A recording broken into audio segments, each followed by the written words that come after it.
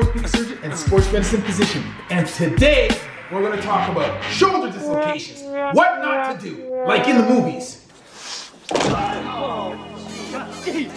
So the other day I was watching The Punisher, and I watched Frank Castle do this.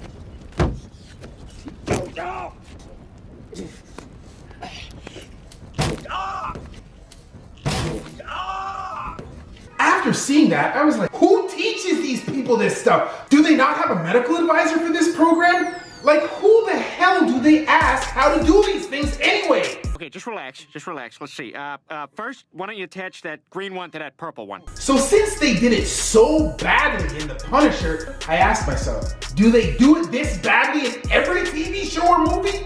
Let's watch a couple and we'll see. So the first movie that I thought I would check out is an old classic, Lethal Weapon. Mel Gibson has a bum shoulder, so let's see how he reduces his shoulder. I dislocated my shoulder one time and I can just do whatever I want to. Yeah, no good. Let's check out this next movie, The Justice League. Bruce Wayne, Wonder Woman. Let's see if they can do it any better. I bet you thought I wasn't listening. I bet you. Yeah, no, that also sucks. But is it just in American movies that they don't know how to do this? Let's check out something from Bollywood.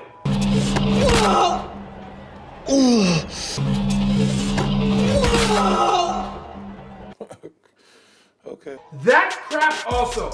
So what exactly is a shoulder dislocation and why should you not do it the way they do it in the movies? So let's get out our handy dandy medical props. Handy dandy medical props. Before I tell you what a shoulder dislocation is, I first need to teach you about the shoulder so that you can understand why it's a problem to do what they do in the movies.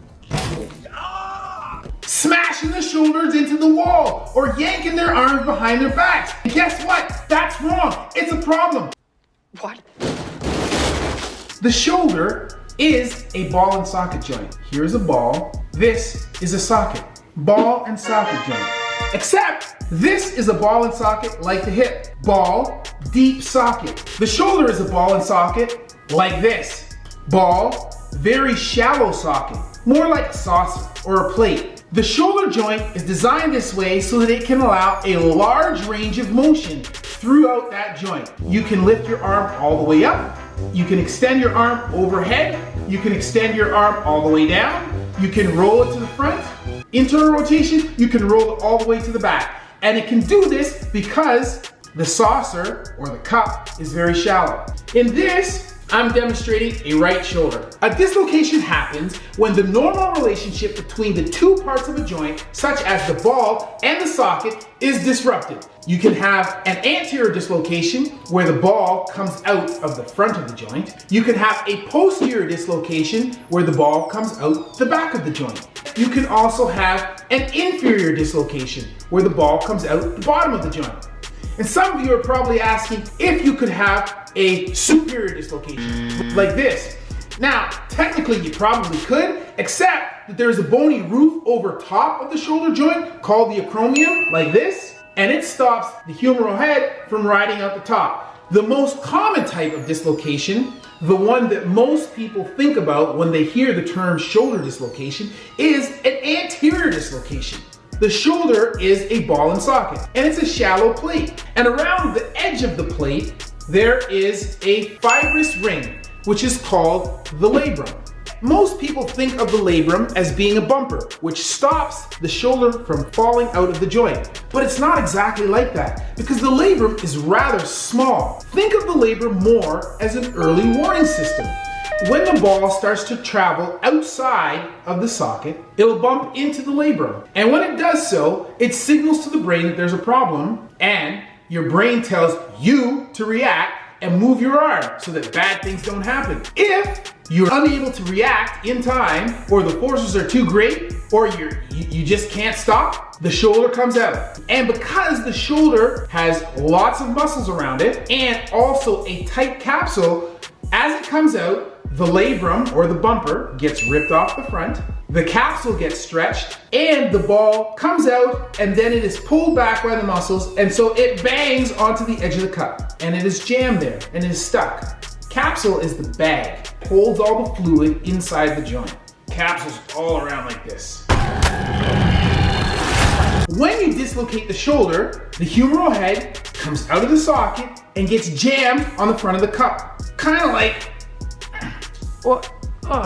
anterior dislocation right there. And you need to have this reduced, which means to put the joint back into place. This divot in the back of the head is called a Hill-Sachs lesion.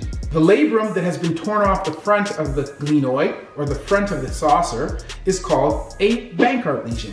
So you have a Bankart and you have a Hill-Sachs. When you show up to the hospital with this, everybody says, holy crap, that looks like it hurts. I think we need to do a reduction. The emergency physician or orthopedic surgeon, depending on who you see, they will give you some kind of sedation, usually what's called a conscious sedation. They give you some medication, not to quite put you asleep, but to kind of put you in a happier place. They'll give you some pain medication, and then using a series of processes, they'll do this. They'll pull the humeral head away from the glenoid with traction. Traction means we're pulling on the arm. And then they will allow it to slide back into the joint. At which point you'll say, gosh, doc, I feel a whole lot freaking better. That's what's supposed to happen. Would you like to see what happens now if you reduce your shoulder like Frank Castle? You'd like to see that now? Yeah. This is what happens. Oh. Doesn't matter whether you exercise or what you eat. And you see what happens to your humeral head? And you see what happens to your humeral head? It gets cut in half. The moral of the story, don't do that. You haven't pulled it off. You just smash it off. Smash it against the wall. You crush it. Okay. This, as a humeral head, no good. This doesn't rotate very well. So how should you reduce a shoulder dislocation? You want to apply traction to the arm to pull it away from the glenoid. And then you want to make sure that you have some rotation to take this defect, the Hill-Sachs lesion, away from the corner of the glenoid to allow the articular surface back into the joint. It's got nice shiny cartilage on it. So now that you know how to do it, I wanted to see, are there any movies that actually show how to do this properly? Well, let's check it out. You dislocated your shoulder. Easy, okay?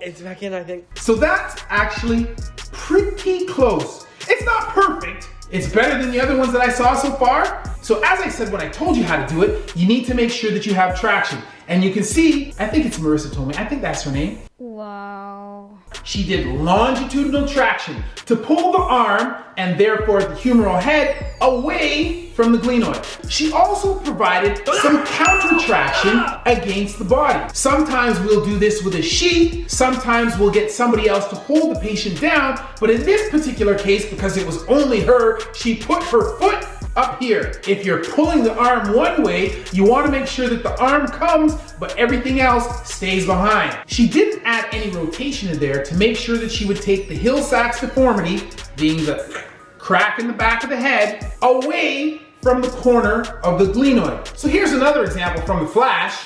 I'm pretty sure I just dislocated my shoulder. Okay, not gonna lie, this is gonna be quick, but extremely painful.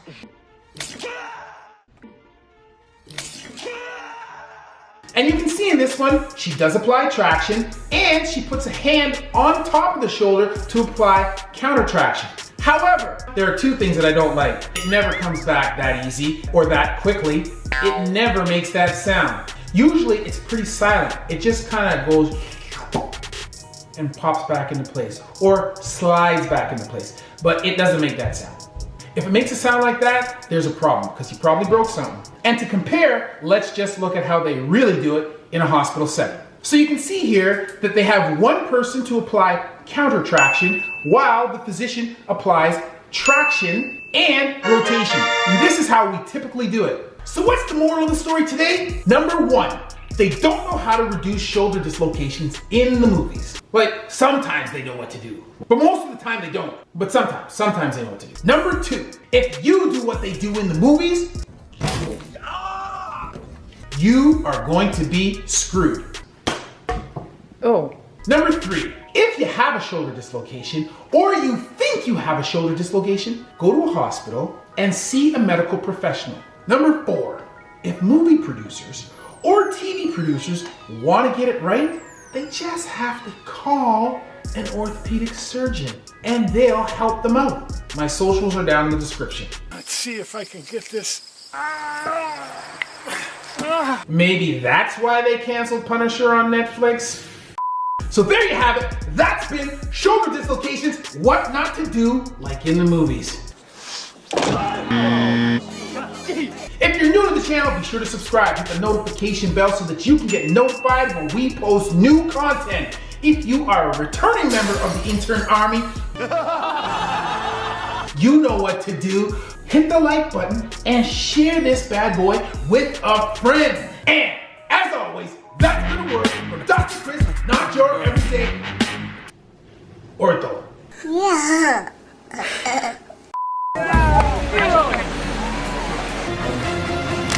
Oh, okay.